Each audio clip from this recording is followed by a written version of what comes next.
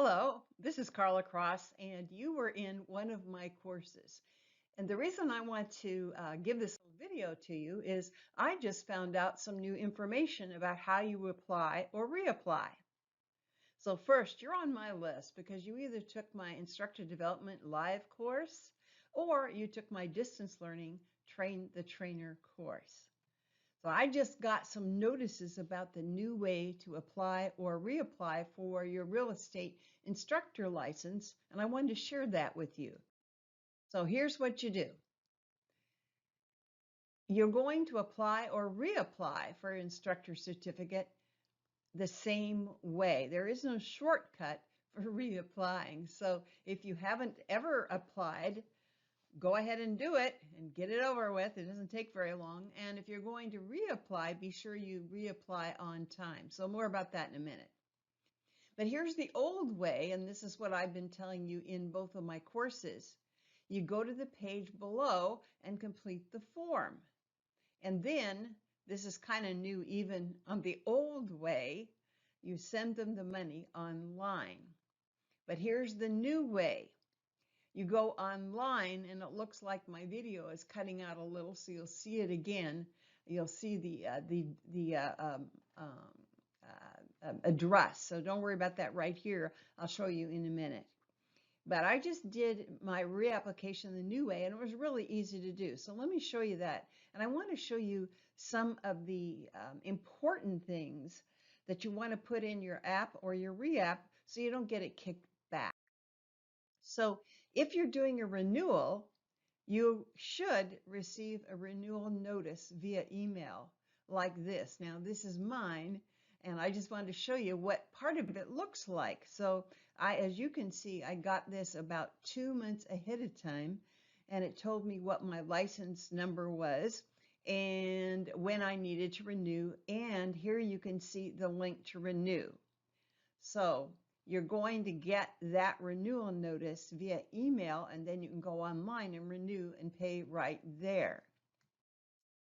Now, in about 2 weeks, at least mine was about 2 weeks or less, you're going to receive another email that says, hey, you got your instructor approval and your license is active. And by the way, you can't teach anything for clock hours until your license is active. So you can't start those clock hours and then get your active license later on. You have to have your license and the course approved before you can start teaching it. So this is what the reapproval looks like. Now, they don't send you your license. You have to go print your license by going back to that address online and print your license. Now be sure and print your license and then save it in somewhere where you know it is so you can get it when you need it. Now, here's how to avoid getting your app or your renewal kicked back. And the reason I'm going to tell you this is I tell all of you, either in Train the Trainer or Instructor Development, how to get your instructor approval done and your app approved the first time you send it in. But the other day, one of my students didn't remember or read the instructions, so all she did is fill out the form. Well, that's not enough. She got it kicked back. So I got a nice letter from one of the DOL people that does the education. And it was a really nice letter, but I always want to help her out too, because she has told me that my students are always the best and get their applications in right. So she asked me if I could remind everyone about these kinds of things that you need to put on your application or with your application. And I had already planned on doing this video, so I told her I was going to do it. Now I'm going to send her a copy of the video too, and maybe she'll even distribute it around. So here's what you want to do so you get your application approved the first time. Besides just answering the questions on the application, be sure that you include a cover letter telling them why you are qualified to teach your chosen courses. Now, again, don't only choose the courses that you are qualified to teach. And if you haven't filled out an app yet, you'll see it asks you several topic areas. Only check the ones that you can substantiate. And then all documentation supporting your qualifications. as an instructor, your completion certificate, and second-party verification of experience. And then finally, a current resume. This is for new or renewal, the same process. You don't get cut any slack when you're renewing. You have to do the whole thing again and send them another 75 bucks. So here are the keys to success. Check only the courses you're qualified to teach. If you're not an attorney or you haven't taken a law courses, don't check teaching law because they'll kick it back. But do include all of the courses you're qualified to teach, because if you go back and you want to teach some more that you didn't check in the first place, you'll be charged a fee. Then include all proof, and I always say pretend they don't know you and they just don't know how qualified and wonderful you are, because they don't. And then save all your documentation for next time so you won't have to redo the whole thing.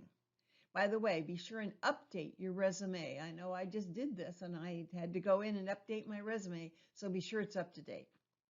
Then download your instructor approval certificate once you've gotten that email from the Department of Licensing and save it so that you have it when you need it. Finally, even though I got an email reminding me to renew, I've learned never to count on any agency of any type to tell me when I had to renew something. Think about auto licenses. So put a reminder in your contact management 2 months before your certificate expires. So those are the things that I wanted to share with you about how to do your application or reapplication online, and the things that you want to include. The most important is include all the documentation that they ask for. Pretend they don't know you and they don't know how wonderful you are, because they don't. And you want them to get to know you via the paper you send them. Last thing I want to do is to let you know I'm going to be teaching instructor development live coming up September 21st and 22nd in Bellevue. Besides one of the certifications that applies to be an instructor, you also get 15 clock hours, and you can register at my website at carla-cross.com. The last thing I want to say is thank you so much for raising and elevating our profession. We don't do what we do to get rich. You and I know that. We do that because we want to support and help our profession. So thank you so much.